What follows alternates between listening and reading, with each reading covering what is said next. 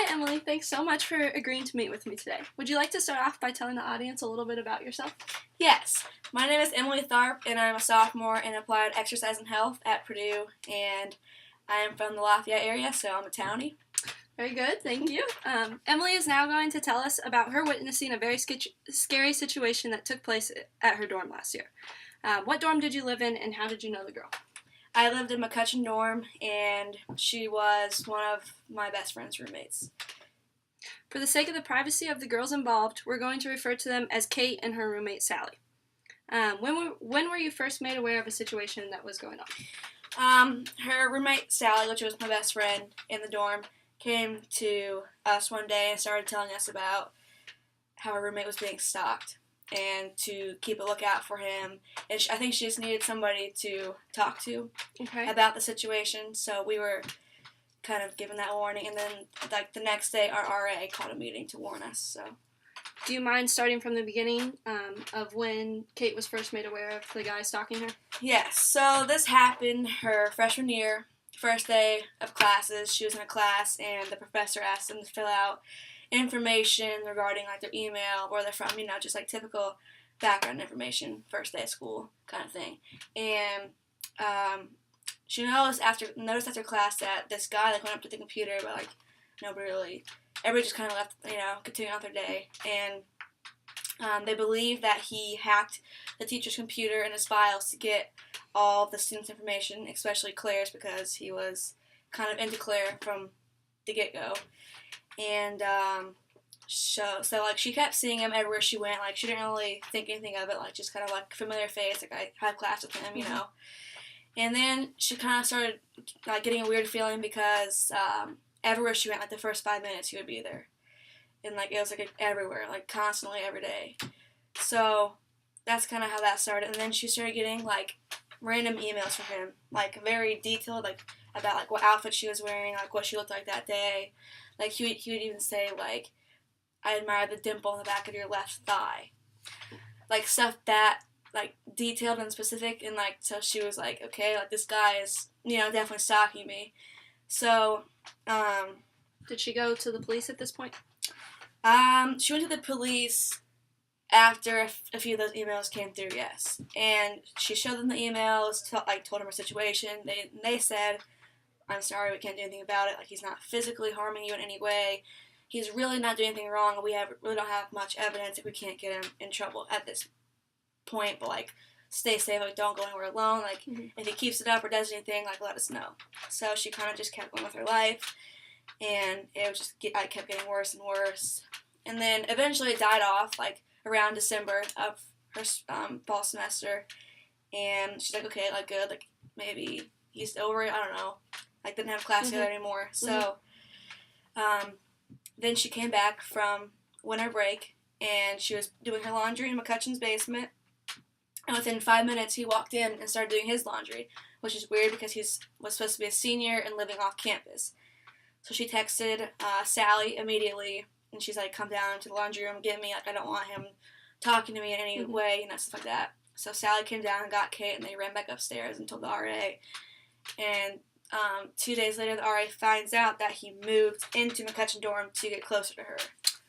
Are the wings only girls and only boys, or are they mixed? No, they're not mixed. One side's boys, one side's girls. Is it hard to get from one to the other? No, it's not hard at all. I think it should be harder, but it's not.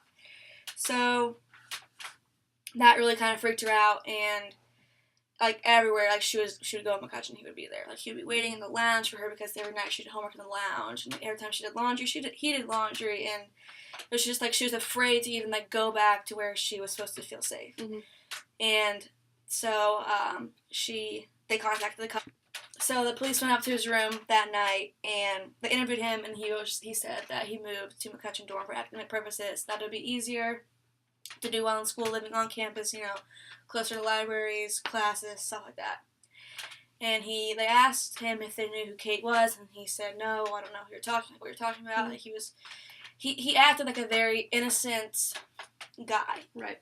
Anyway, so one night, Kate and Sally were sleeping in their dorm together. They always left their room unlocked, which is not smart, but anyway, so they left their door unlocked, and they always came in at different times to go to sleep. Mm-hmm. Like some nights they'd be up late doing homework, and the other one wasn't. So anyway, they thought this was the same situation, and they were both asleep, and they heard somebody walk into the door, and Kate thought it was Sally, and Sally thought it was Kate.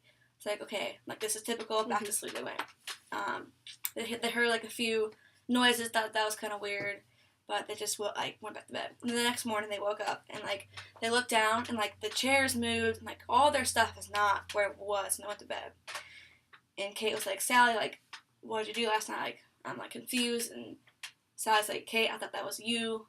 Like they thought it was each other and it wasn't. And they found out that this guy was sitting on their chair. Then moved the chair and he moved it under Sally's bed to look up and watch Kate sleep. And they know this because he sent an email saying, like, you are beautiful when you sleep, and like this, and this.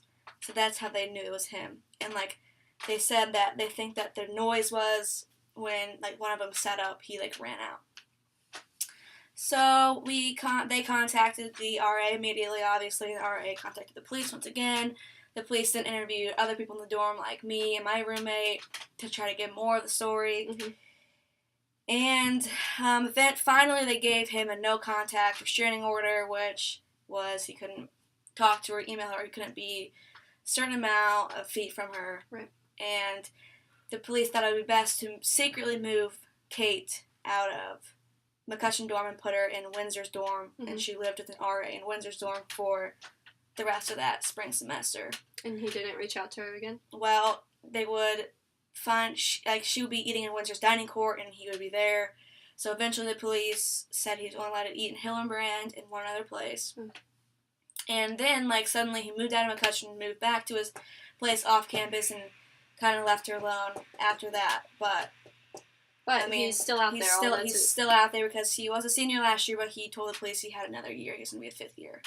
So for all we know, this could be happening to somebody else. Yes, and I think that's important that people know that. I mean, because like coming in, I would never expect somebody that close to me getting stalked. You know, 2 doors down, like that could have been anybody. Right.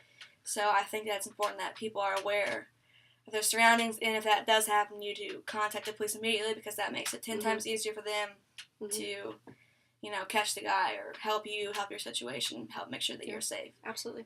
Gives me chills just listening to you talk about stuff. Okay, well, thank you for your time. I appreciate it. Thank you.